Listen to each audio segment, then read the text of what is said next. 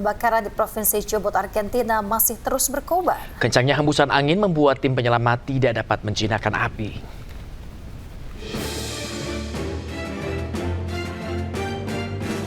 Provinsi Chubut memperingatkan bahwa kebakaran hutan di daerah Villa Lago Rivadavia, Argentina masih terus berkobar.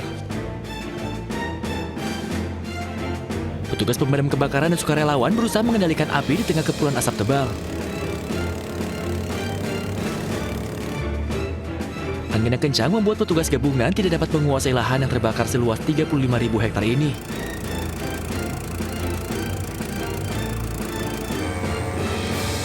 Angin dengan kecepatan hingga 50 km per jam juga menghasilkan beberapa titik api sekunder di berbagai sektor.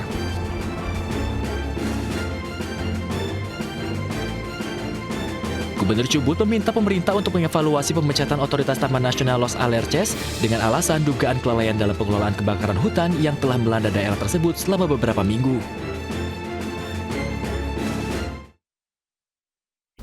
Pemirsa, api berkorbar usai ledakan terjadi di sebuah pabrik biskuit di Yunani. 5 orang tewas akibat insiden ini.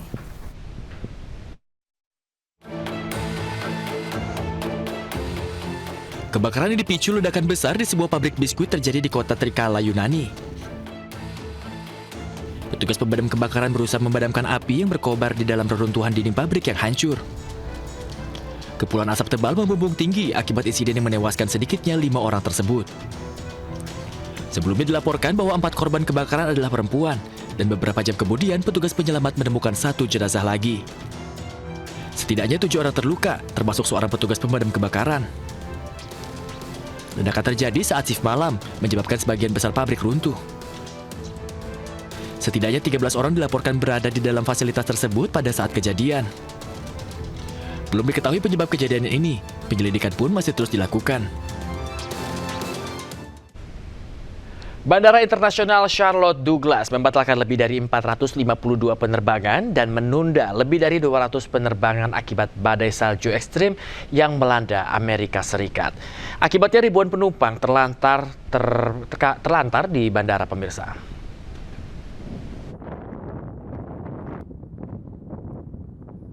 Sejumlah petugas bandara melakukan pembersihan landasan pacu di Bandara Internasional Charlotte Douglas dari timbunan salju. Sejumlah alat berat dikerahkan guna mempercepat pembersihan salju dan landasan. Menurut laporan, badai salju ekstrim menyebabkan setidaknya 452 penerbangan dibatalkan dan lebih dari 200 penerbangan tertunda dan menyebabkan bandara ditutup sementara.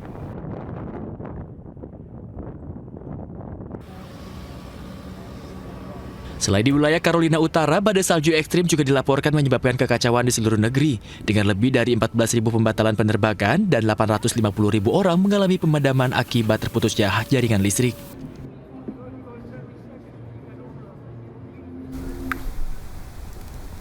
Kekacauan terjadi di Minneapolis saat polisi dan aktivis anti-ICE bentrok. Presiden Donald Trump menuduh wali kota Minneapolis telah menghasut pemberontakan melalui retorika arogan.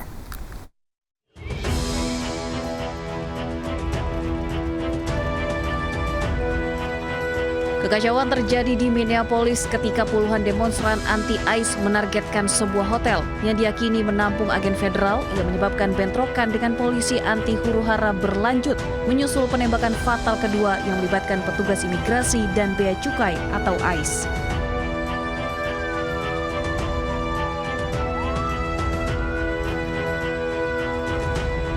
Polisi yang tiba kemudian menggunakan granat kejut dan gas air mata hingga beberapa orang ditangkap. Demonstrasi ini terjadi setelah penembakan terhadap Alex Pretty, seorang pekerja medis berusia 37 tahun oleh agen ICE pada hari Sabtu. Presiden Amerika Serikat Donald Trump menuduh wali kota Minneapolis menghasut pemberontakan melalui retorika arogan. Gedung Putih menyatakan Presiden Trump tidak ingin melihat adanya kekerasan di jalanan Amerika Serikat. President Trump does not want any Americans to lose their lives in the streets of America and in American communities across the country. He believes what happened on Saturday is a tragedy. Governor Walz and again the mayor, who have been encouraging these left-wing agitators to come out and to harass and to dox and to threaten ICE and to make this conversation about and smear lies about federal law enforcement. Gedung Putih kini menunggu kerjasama penuh dari Gubernur Walz dan Frey untuk menyerahkan semua warga asing ilegal yang ditahan oleh otoritas lokal kepada agen federal. Sejumlah pria bersenjata melepaskan tembakan di lapangan sepak bola di Meksiko Tengah. 11 orang tewas, 12 lainnya terluka. Sejumlah penembak melepaskan tembakan di lapangan sepak bola di Meksiko Tengah. 11 orang dilaporkan tewas dan 12 lainnya terluka. Wali Kota Salamanca mengatakan para penembak tiba di akhir pertandingan sepak bola. 10 orang tewas di tempat kejadian dan 1 lainnya meninggal di rumah sakit, dan di antara korban luka terdapat wanita dan juga anak di bawah umur. Kantor Kejaksaan Negara bagian Guanajuato mengatakan sedang menyelidiki dan berkoordinasi dengan otoritas federal untuk memperkuat keamanan di daerah tersebut.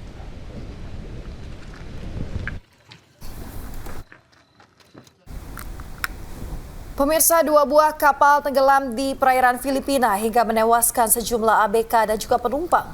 Proses evakuasi pun berlangsung dramatis.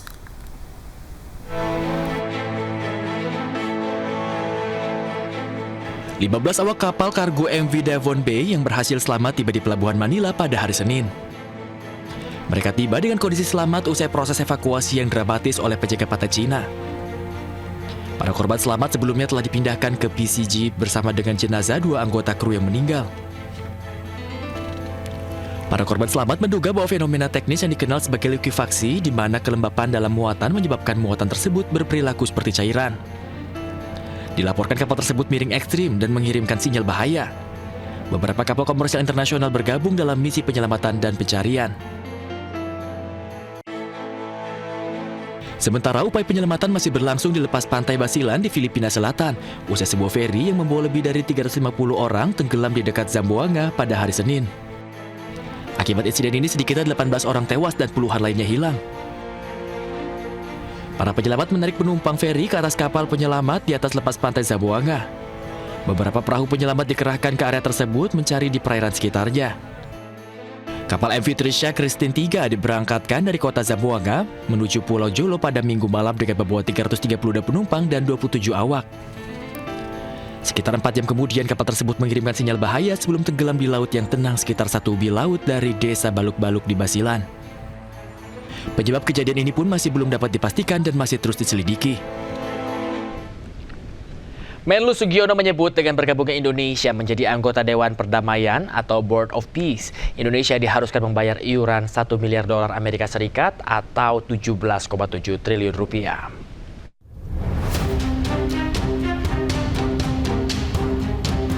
Sebagai bentuk dukungan untuk kemerdekaan Palestina, pemerintah Indonesia resmi bergabung dengan Dewan Perdamaian atau Board of Peace.